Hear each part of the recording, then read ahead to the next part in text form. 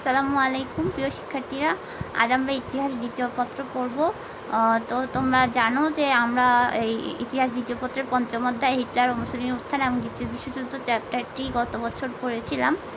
তো এটা এক বছর হয়ে গিয়েছে, আমাদের করোনা শুরু হয়েছে, যার জন্য আমরা আমরা এটা কলেজ চলাকালীন এবং অনলাইন ক্লাসের মাধ্যমে এই অধ্যায়টা শেষ করেছিলাম। এখন আমরা যেহেতু সব অধ্যায়গুলো রিভাইজ করছি, তো এই অধ্যায়টাও রিভাইজ করব। তো অধ্যায়টা রিভাইজ করার আগে শুরুতে আমরা একটা ভিডিও দেখে দ্বিতীয় বিশ্বযুদ্ধ সম্পর্কে একটু ধারণা নিব। তো চলো আমরা দেখি।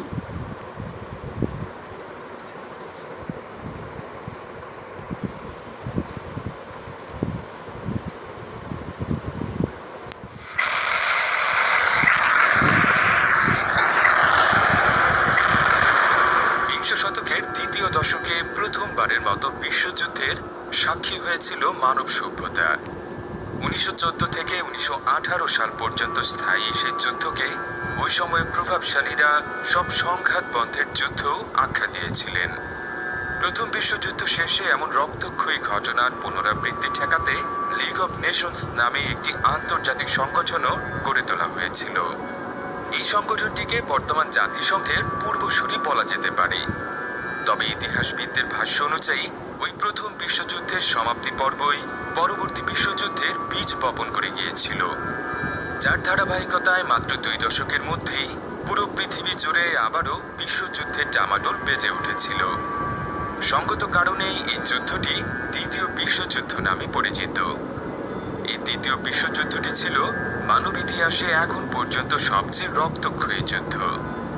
আনুষ্ঠানিকভাবে 1939 থেকে 1945 সাল পর্যন্ত চলা এই যুদ্ধে পৃথিবীর কমপক্ষে 30টি দেশের প্রায় 10 কোটি মানুষ সরাসরি অংশ নিয়েছিলেন। আর যুদ্ধ শেষে সব মিলিয়ে প্রাণহানির সংখ্যা ছিল 8.5 কোটির বেশি। এর মধ্যে 5.5 কোটির বেশি ছিলেন বেসামরিক নাগরিক।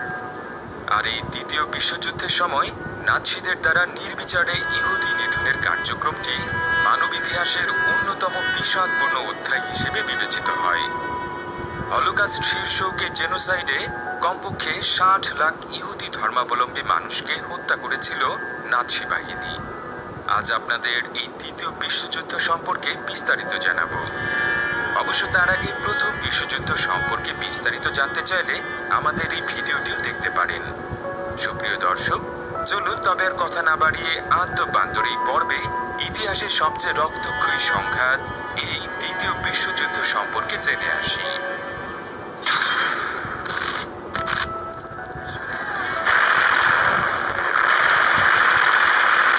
প্রথম বিশ্বযুদ্ধ শেষে বিজয়ী মিত্র বাহিনীর নীতি নির্ধারকেরা পরাজিত সাম্রাজ্যগুলোর প্রতি বেশ কঠোর অবস্থান গ্রহণ করেছিলেন। অস্ট্রো-হাঙ্গেরি সাম্রাজ্যটি ভেঙে গোটা 10 নতুন রাষ্ট্র এবং রাজ্যের সৃষ্টি করেন তারা। আর অটোমান সাম্রাজ্যটি ভেঙে নিজেদের মধ্যে ভাগ করে নেয় ব্রিটেন এবং ফ্রান্স। এই ভাগ বাজোয়ারা অস্বীকার করে তুরস্ক নিজেদের একটি স্বাধীন রাষ্ট্র হিসেবে ঘোষণা করে। প্রথম বিশ্বযুদ্ধে আত্মসমর্পণ পত্র হিসেবে স্বাক্ষরিত ভার্সাই চুক্তি অনুযায়ী জার্মানিকেও বেশ চড়া মূল্য দিতে হয়েছিল। প্রথমত রাজ্যটির পশ্চিম সীমান্তবর্তী একাধিক এলাকার নিয়ন্ত্রণ ফ্রান্স এবং বেলজিয়ামের কাছে হস্তান্তর করা হয়। অন্যদিকে পূর্ব সীমান্তে বিশাল এলাকা নিয়ে পোল্যান্ড নামক নতুন একটি রাষ্ট্র গঠন করেন বিজয়ী জোটের সদস্যরা। তবে কাজ করতে গিয়ে তারা বিপুল সংখ্যক জার্মান নাগরিককে মূল জার্মানি থেকে বিচ্ছিন্ন করে দিয়েছিলেন। তাছাড়া জার্মান সামরিক বাহিনীর উপরেও একাধিক বিধিনিষেধ আরোপ করা হয়। সেনাবাহিনীর সদস্য সংখ্যা 1 লাখের নিচে রাখা, ট্যাঙ্ক বা কামানের মতো কোনো ভারী অস্ত্র ব্যবহারে নিষেধাজ্ঞা উল্লেখযোগ্য। এমনকি জার্মানিকে কোনো বিমান বাহিনী রাখারও অনুমতি দেওয়া হয়নি। সর্বোপরি জার্মানি ও তার মিত্রদের প্রথম বিশ্বযুদ্ধের ক্ষতিপূরণ বাবদ বিপুল অঙ্কের অর্থ পরিশোধের নির্দেশ দেওয়া হয়। যৌক্তিক কারণেই বিজয়ী জোটের এই অবস্থান জার্মানির জনসাধারণকে ক্ষুব্ধ করে তুলেছিল। মিত্রবাহিনীর এমন একপেশে কর্মকাণ্ড জার্মানির মতো ইতালির জনসাধারণের মাঝেও তীব্র ক্ষোভের সঞ্চার করে। যুদ্ধের সময় মিত্রবাহিনী তাদের পক্ষে লড়াইয়ের বিনিময়ে ইতালিকে অ্যাড্রিয়াটিক সাগরের পূর্ব উপকূলে উপনিবেশ স্থাপনের প্রতিশ্রুতি দিয়েছিল। কিন্তু যুদ্ধ শেষে সেই প্রতিশ্রুতি রক্ষা করা হয়নি। অথচ প্রথম বিশ্বযুদ্ধে ইতালির প্রায় 6 লাখ মানুষ প্রাণ হারিয়েছিলেন। এই জনরোষের কারণে বিংশ শতকের দ্বিতীয় দশকে জার্মানি এবং ইতালির রাজনৈতিক অঙ্গনে উগ্র ডানপন্থী দলগুলোর উত্থান শুরু হয়। এ সময় ইউরোপের যুদ্ধ বিধ্বস্ত অর্থনীতিও এই উগ্রপন্থীদের ক্ষমতায়নে সক্রিয় ভূমিকা পালন করেছিল। বিশেষ করে জার্মানিতে মুদ্রাস্ফীতির তীব্রতা রীতিমতো আকাশচুম্বী হয়ে উঠেছিল। 1918 সালের নভেম্বর মাসে এক ইউএস ডলারের বিনিময়ে 4 ডয়েশ মার্ক পাওয়া যেত। 5 বছরের মাথায় 1923 সালের নভেম্বর মাসে এক মার্কিন ডলারের বিনিময় মূল্য বেড়ে দাঁড়িয়েছিল প্রায় 4200 কোটি ডয়েশ মার্ক। এমন অসহনীয় মুদ্রাস্ফীতির কারণে প্রথম বিশ্বযুদ্ধের ক্ষতিপূরণ পরিশোধ বন্ধ করে দেয় জার্মানি। তখন অবশ্য জার্মানি বিশ্বজুড়ে ওয়াইমার রিপাবলিক নামে পরিচিত ছিল। এর প্রতিবাদে ওয়াইমার প্রজাতন্ত্রের সীমান্তে অবস্থিত রুর নামক শিল্প এলাকাটি দখল করে নেয় ফ্রান্স এবং বেলজিয়াম। 1928 সালে জনসাধারণের মাঝে বিদ্যমান অসন্তোষের সূচকে ইতালির ক্ষমতায় আসেন মুসোলিনি। সব ধরনের রাজনৈতিক কর্মকাণ্ড নিষিদ্ধ করে দেশটিতে ফ্যাসিবাদ আমলের সূচনা করেন তিনি। এর পরের বছর যুক্তরাষ্ট্রের নিউ ইয়র্কে ওয়াল স্ট্রিট শেয়ার বাজারে বিশাল এক ধস নামে। এর প্রভাবে পুরো বিশ্ব অর্থনীতিতে এক ভয়াবহ মন্দার সৃষ্টি হয়। ইতিহাসে এই মন্দাটি গ্রেট ডিপ্রেশন নামে কুখ্যাত। এই মন্দার ফলে জার্মানির অর্থনীতিও সংকুচিত হয়ে পড়ে। 1932 সালে দেশটির তরুণ প্রজন্মের মাঝে বেকারত্বের হার শতকরা 30% ছাড়িয়ে যায়। প্যারাশুট অ্যাডভান্সড বেলি ফুল এই ভিডিওটি শেয়ার করুন। প্রতিটি শেয়ারের জন্য 2 টাকা করে জমা হবে সুবিধাবঞ্চিত মেয়েদের শিক্ষা ফান্ডে। জানো আপু, সুবিধাবঞ্চিত বাচ্চা মেয়েদের স্কুলটা বন্ধ হয়ে যাচ্ছে। মানে টাকা। পরিস্থিতির জন্য সরকারকে দায়ী করে প্রতিবাদে রাস্তায় নেমে আসেন জার্মানির অধিবাসীরা। এর ধারাবাহিকতায় ওই বছর জুলাই মাসে অনুষ্ঠিত সাধারণ নির্বাচনে বিপুল ভোটে জয়ী হয় উগ্র ডানপন্থী দল এনএসডিএপি। জনৈক অ্যাডলফ হিটলার নেতৃত্বাধীন এই দলটি সংক্ষেপে নাৎসি পার্টি নামে পরিচিত ছিল। নির্বাচনে জয়লাভের পর দলটি তাদের সভাপতি অ্যাডলফ হিটলারকে দেশের সরকার প্রধান হিসেবে নিয়োগ করে। প্রেসিডেন্ট হিসেবে ক্ষমতা গ্রহণের পরেই মুসোলিনির অনুকরণে বাকি সব রাজনৈতিক দলকে অবৈধ ঘোষণা করেন হিটলার। 1933 সালে তিনি প্রথম বিশ্বযুদ্ধের ক্ষতিপূরণ পরিশোধ করা বন্ধ করে দেন। এরপর ভার্সাই চুক্তি থেকে বেরিয়ে যাবার ঘোষণা দিয়ে জার্মান সেনাবাহিনীর শক্তি বৃদ্ধি শুরু করেন তিনি। শুধু তাই না, সক্ষম জার্মান তরুণদের জন্য সামরিক প্রশিক্ষণ বাধ্যতামূলক করা হয়। হিটলারের এই কর্মকাণ্ড নিয়ে আন্তর্জাতিক মহলে কিছুটা সমালোচনা হলেও জাতীয় পর্যায়ে তার জনপ্রিয়তা জ্যামিতিক হারে বৃদ্ধি পাচ্ছিল। 1935 সাল নাগাদ হিটলার প্যান জার্মানিজম শীর্ষক একটি মতবাদ উদ্ভাবন করেন। সংক্ষেপে এই মতবাদ অনুযায়ী বিশুদ্ধ জার্মান বংশোদ্ভূতরা অ্যারিয়ান জাতের সদস্য। এই মতবাদে সোনালী চুল এবং নীল চোখের অধিকারী জার্মানদের বিশ্বের শ্রেষ্ঠতম জাতি হিসেবেও দাবি করা হয়। এর বিপরীতে হিটলারের ধারণা অনুযায়ী ইহুদি ধর্মাবলম্বীরা ছিলেন মানুষের মধ্যে নিকৃষ্টতম। এছাড়া কার্ল মার্কস প্রণীত সমাজতান্ত্রিক মতাদর্শের অনুসারীরাও হিটলারের নিকৃষ্ট মানুষের তালিকায় স্থান পেয়েছিল। সর্বোপরি বিশ্ব শান্তি প্রতিষ্ঠায় একটি চূড়ান্ত সমাধান বাস্তবায়নের প্রস্তাব রাখেন নাৎসিবাদের জনক হিসেবে কুখ্যাত অ্যাডলফ হিটলার। তার প্রস্তাবনা অনুযায়ী বিশ্বজুড়ে অ্যারিয়ানদের রাজত্ব প্রতিষ্ঠা করা হবে এবং বৈশ্বিক ওই সাম্রাজ্যে ক্ষমতাসীনরা বিশ্বব্যাপী মার্কসপন্থী এবং ইহুদিদের নির্মূলে গণহত্যা চালাবে। নিজের এই ঘৃণ্য সমাধান জার্মানির ভেতর বাস্তবায়ন শুরু করেছিলেন হিটলার। 1935 সালে আফ্রিকা মহাদেশে নতুন উপনিবেশ স্থাপনের সিদ্ধান্ত নেয় ইতালি। সেই সিদ্ধান্ত অনুযায়ী পূর্ব আফ্রিকার ইথিওপিয়া রাজ্যে সেনা অভিযান শুরু করা হয়। সেনা হামলার মুখে অ্যাবিসিনিয়া নামে পরিচিত এই রাজ্যের শাসক পালিয়ে যান। তবে রাজ্যটি জনসাধারণ সশস্ত্র বিপ্লব শুরু করে। একই সময় ইউরোপের স্পেনেও ক্ষমতাসীন রাজার বিরুদ্ধে অভ্যুত্থান শুরু করেন স্প্যানিশ সেনাবাহিনীর জেনারেল ফ্রান্সিস ফ্র্যাঙ্কো। উত্থানে জেনারেল ফ্র্যাঙ্কোকে সামরিক সহায়তা দেয় ইতালি এবং জার্মানি। এই সুযোগে 1936 সালে নিজেদের মধ্যে একটি দ্বিপাক্ষিক সামরিক চুক্তি করে নেয় স্বৈরনায়ক শাসিত এই দেশ দুটো। এই চুক্তিটি রোম বার্লিন এগ্রিমেন্ট নামে পরিচিত। একই বছর এশিয়ার অন্যতম পরাশক্তি জাপানের সাথেও একটি পৃথক সমঝোতা চুক্তি স্বাক্ষর করে জার্মানি। প্রথম বিশ্বযুদ্ধ পরবর্তী সময় এই দেশের অবস্থাও খুব একটা ভালো ছিল না।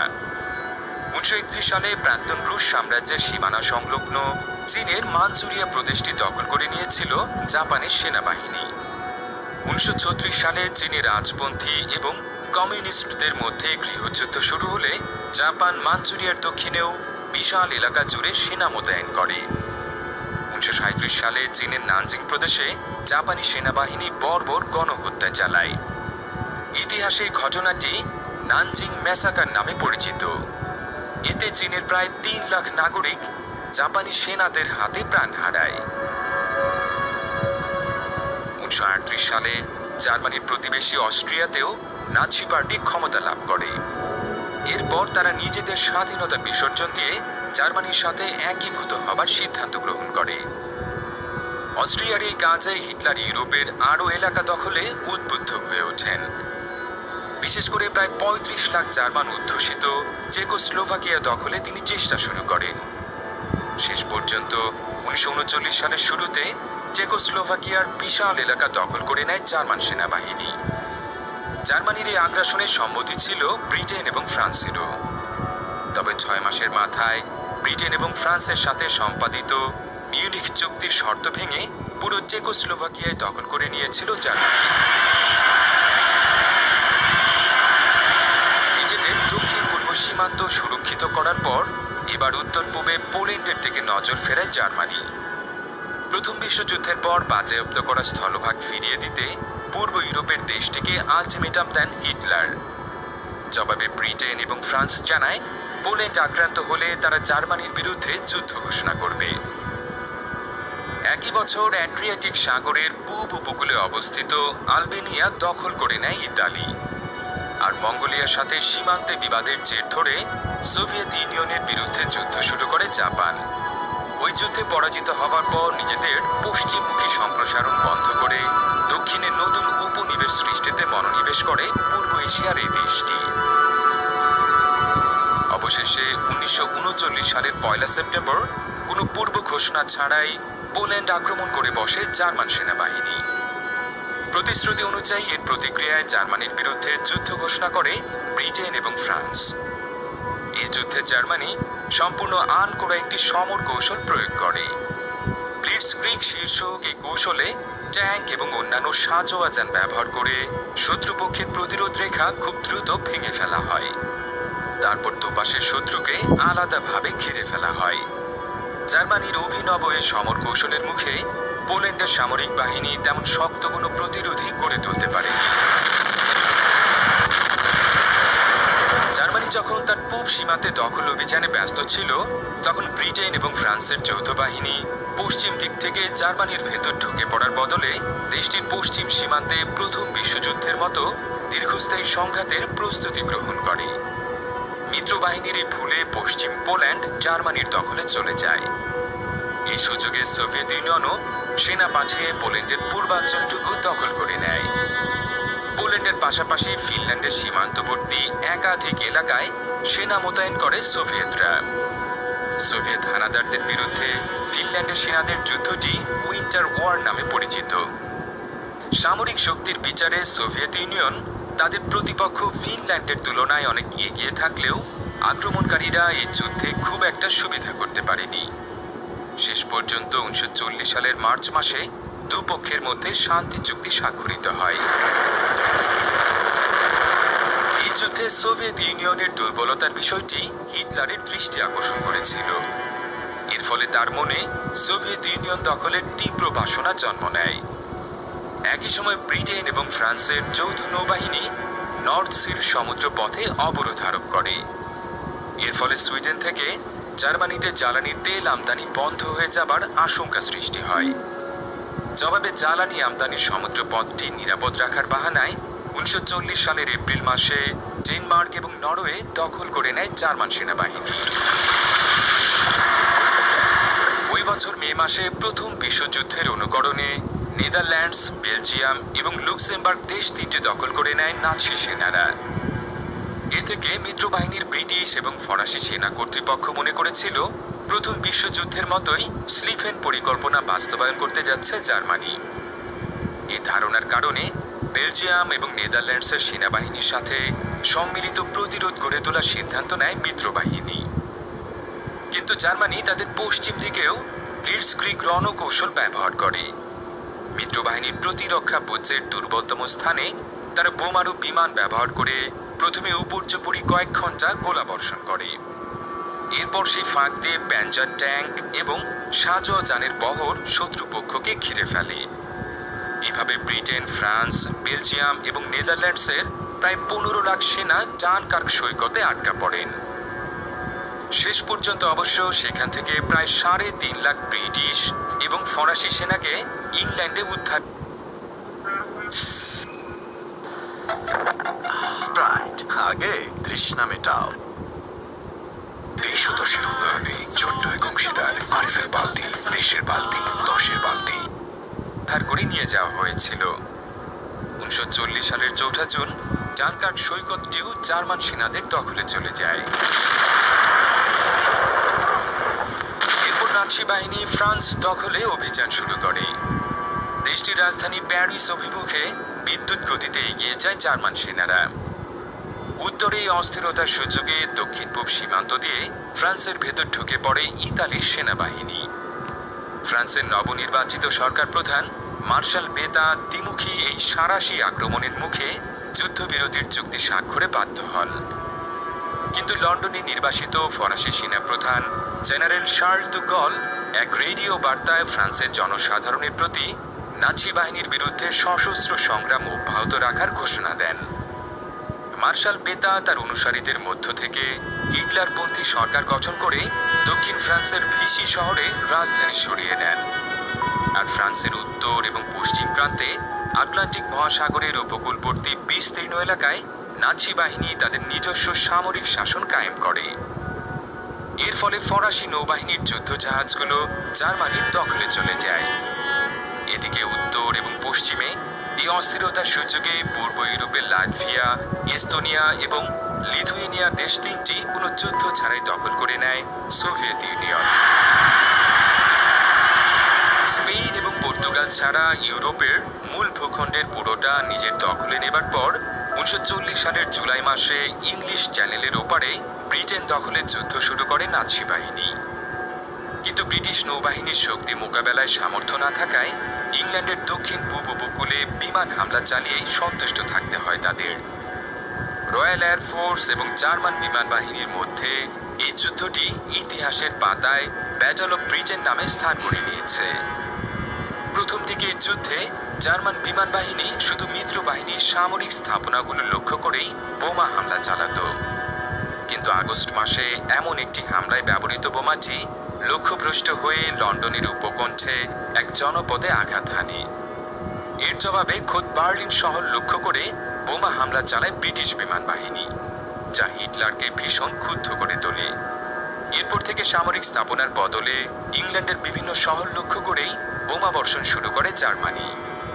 সব মিলিয়ে 1940 সালের 10 জুলাই থেকে শুরু হয়ে 31 অক্টোবর পর্যন্ত প্রায় 4 মাস স্থায়ী এই আকাশ যুদ্ধে শেষ পর্যন্ত ব্রিটিশ বিমান বাহিনী জয়লাভ করে। কিন্তু উভয় পক্ষেই প্রচুর ক্ষয়ক্ষতি হয়েছিল। ব্রিটিশ বিমান বাহিনীর 1,500-এর বেশি পাইলট এই যুদ্ধে প্রাণ হারান। আহত হন আরও প্রায় 500 জন। আর শত্রুপক্ষের হামলায় বিধ্বস্ত বিমানের সংখ্যা 1,744টি। এর বিপরীতে জার্মান বিমান বাহিনীর 2,500-এর বেশি পাইলট এই যুদ্ধে নিহত হন।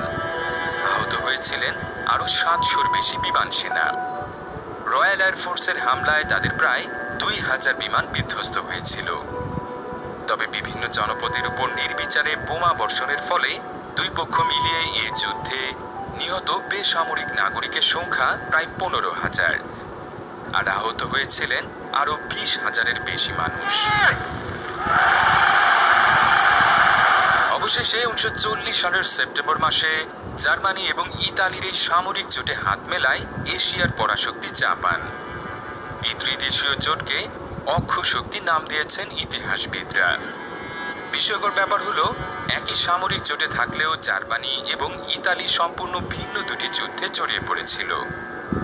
একদিকে ইতালি ইউরোপ জুড়ে আধিপত্য বিস্তারের পরিবর্তে নিজেদের উপনিবেশের সংখ্যা বৃদ্ধির উপর গুরুত্ব দিচ্ছিল, যার ধারাবাহিকতায় ইতালি সেনাবাহিনী আলবেনিয়া, গ্রিস, মিশর এবং ইথিওপিয়া দখলে অভিযান শুরু করে। কিন্তু অভিযানগুলোর খুব একটা সাফল্যের দেখা পায়নি তারা, বরং বলকান অঞ্চলে গ্রিক এবং ব্রিটিশ যৌথ প্রতিরোধের মুখে ইতালি পিছু হটতে বাধ্য হয়। মিশরেও একই পরিণতির শিকার হয় ইতালীয় সেনাবাহিনী। জোটের মিত্র দেশকে সামরিক বিপর্যয়ের হাত থেকে রক্ষার জন্য উত্তর আফ্রিকা এবং বলকান অঞ্চলে সেনা মোতায়েন করতে বাধ্য হয় জার্মানি। এতে পুরো বলকান অঞ্চল অক্ষ শক্তির নিয়ন্ত্রণে চলে আসে।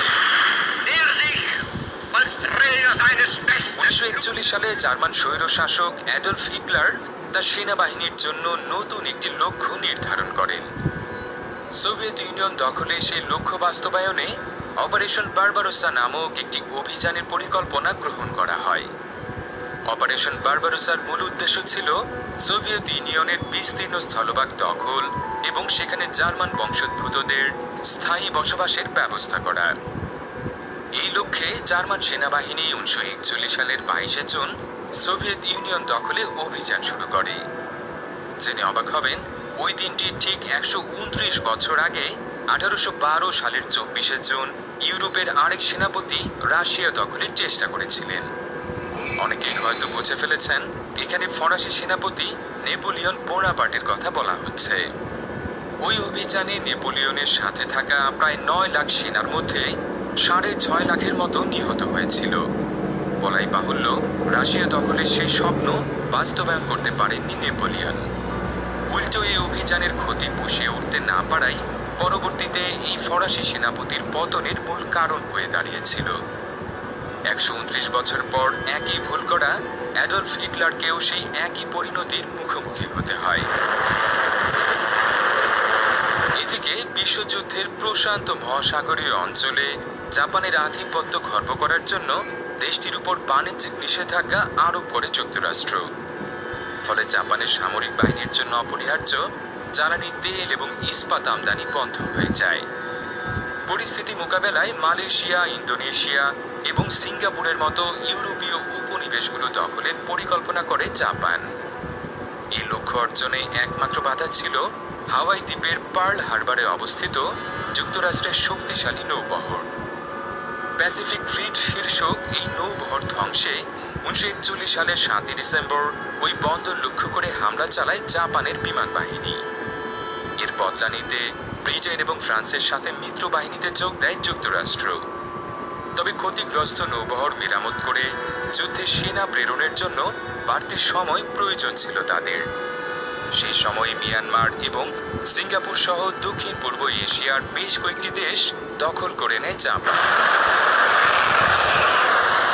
পরের বছর আটলান্টিক মহাসাগরে ব্রিটেনের যাত্রী এবং পণ্যবাহী জাহাজগুলো লক্ষ্য করে সাবমেরিন হামলা শুরু করে জার্মান নৌবাহিনী। এই হামলায় তাদের ব্যবহৃত ইউবোটগুলো রীতিমতো কিংবদন্তির পর্যায়ে পৌঁছে গেছে।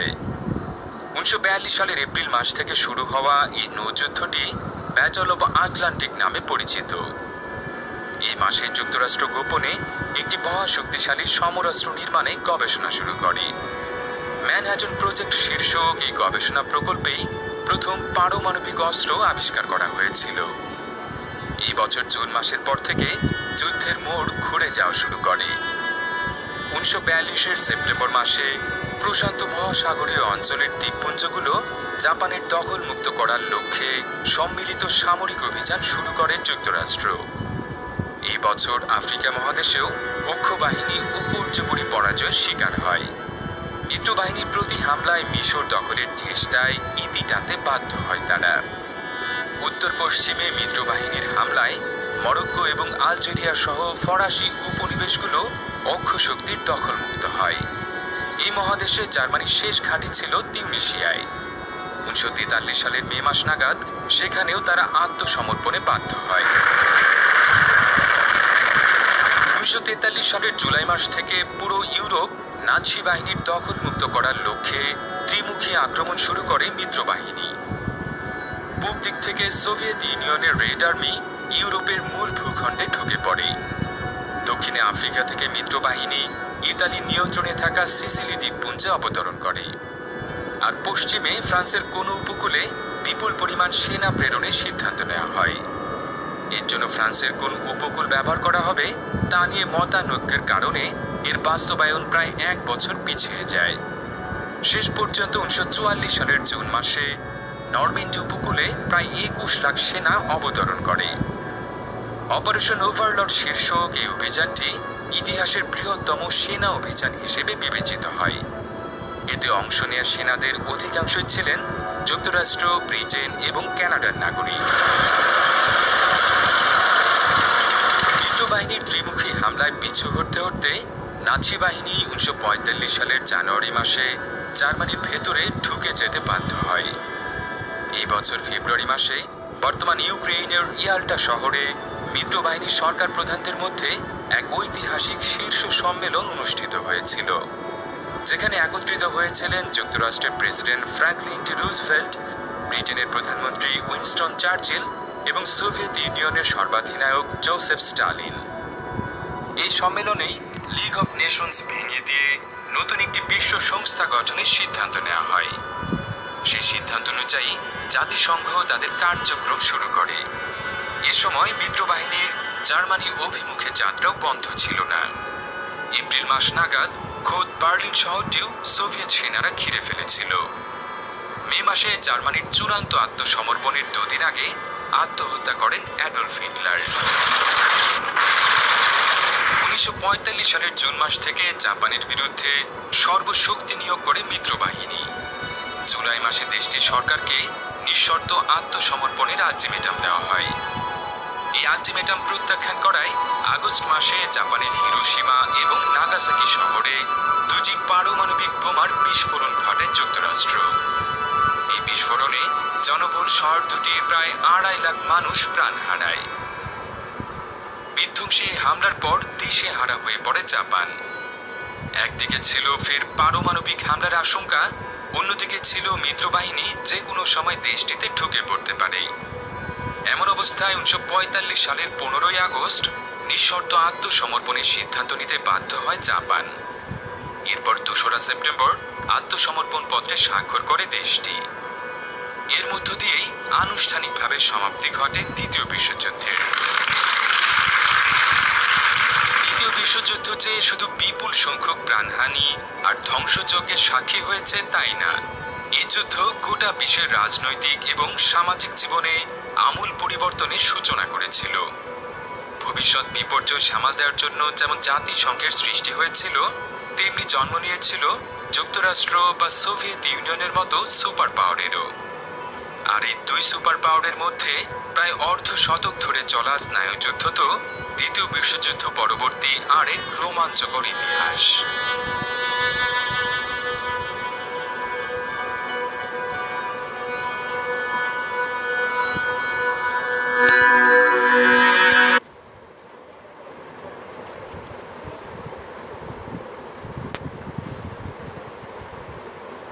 তো পরবর্তী ক্লাসে আমরা অধ্যায় নিয়ে আলোচনা করব।